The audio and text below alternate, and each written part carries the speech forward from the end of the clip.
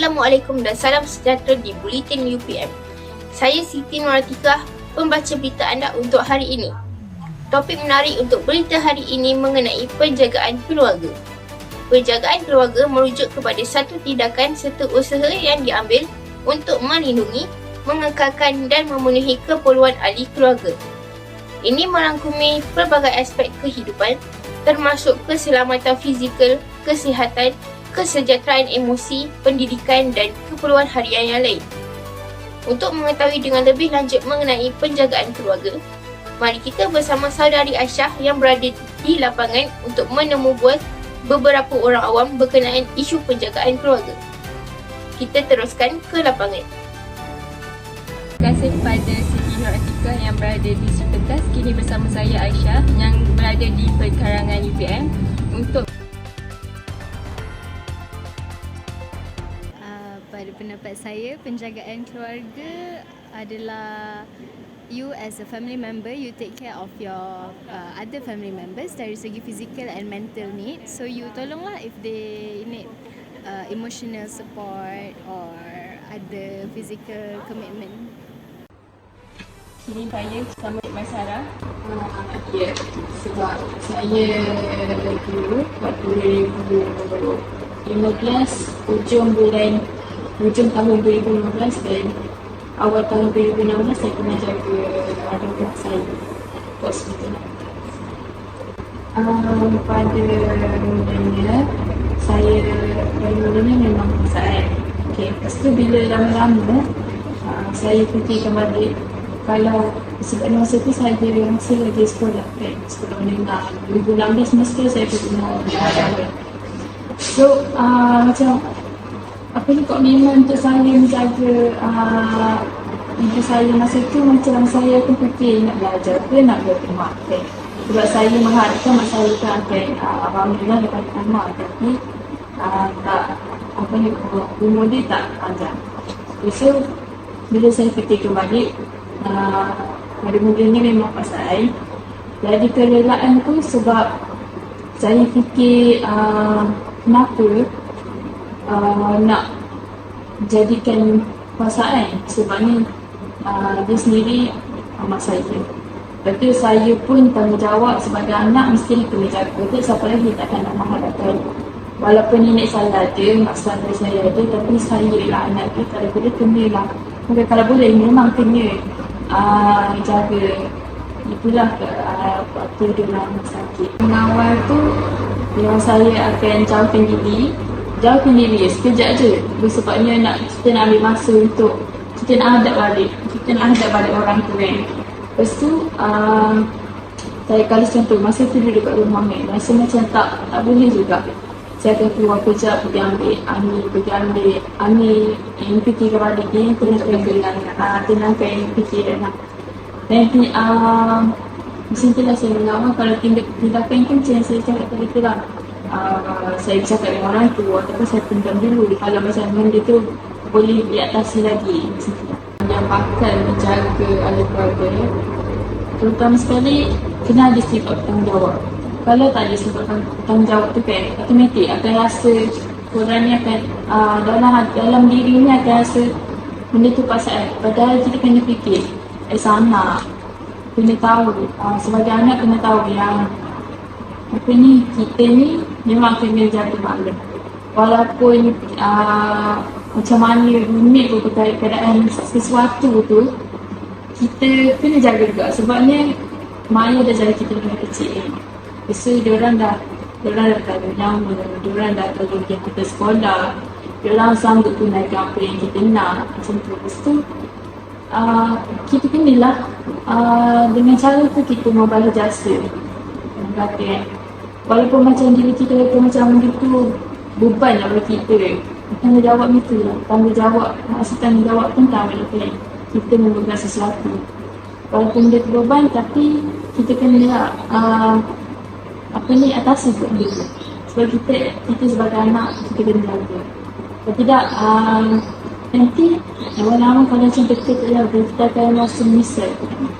Kalau nak katakan tanggungjawab ada banyak and saya boleh pilih dari skop menjaga ibu bapa and tanggungjawab saya sebagai anak dalam belajar. So bagi saya memang sekarang ni pun tengah belajar di universiti, and dengan belajar ni dia automatik bagi saya dah sekali menjalankan tanggungjawab ibu bapa lah. And menjaga ibu bapa pun rumah saya pun dekat area sini, and kalau hujung minggu saya ada masa, saya akan balik and bermesra lah dengan mereka. Saya rasa saya mampu sebab menjaga ibu bapa ni satu perkara yang wajib sebenarnya. Walaupun anda dah kerja, walaupun dah berkeluarga, mungkin kalau dah bekerja tu dah besar, mungkin hujung minggu balik kampung jaga ibu bapa, dan saya rasa saya memang boleh jaga mereka sampai ke hujung nyawa. Kesan ni berdasarkan tanggungjawab lah. Kalau rasa tanggungjawab tu rasa happy sebenarnya. Tapi kalau hari-hari tu sebenarnya penat sebenarnya. Yelah, kita uruskan. Yelah, daripada pagi kita bangun, kita nak kena siapkan semua benda. Bagi macam saya pula, saya akan hantar anak saya ke sekolah. So nak bagi pergi sekolah tu on time. Lepas tu dengan makan diorang, nak kena fikir pula sebab anak bukan seorang. Anak ada 4 orang dan kita kena fikir, okey nak pergi hantar mana, nak pergi tu. Kadang-kadang fizikal penat, mental pun penat. Itulah perasaan saya lah. Okey, untuk ibu lah. Okey, sebagai ibu lah, topi ibu lah. Saya rasa saya dah jalankan tanggungjawab lah dengan baik, berdasarkan apa yang saya lakukan dan apa yang kita belajar kan, kita macam mana kita nak menjaga anak kita daripada awal sampai akhir. Tapi kalau dari segi topi anak, saya sebagai anak, saya rasa saya kurang lah sebab mak saya, ibu saya memang dia tak tinggal dengan saya kan. So dalam keadaan sekarang ni yang sangat mencabar, saya kena bekerja, suami kena bekerja, jarang untuk balik ke kampung lah. Dan memang kita bagi duit setiap bulan, tapi nak menjenguk agak payah lah sebab suami kerja swasta.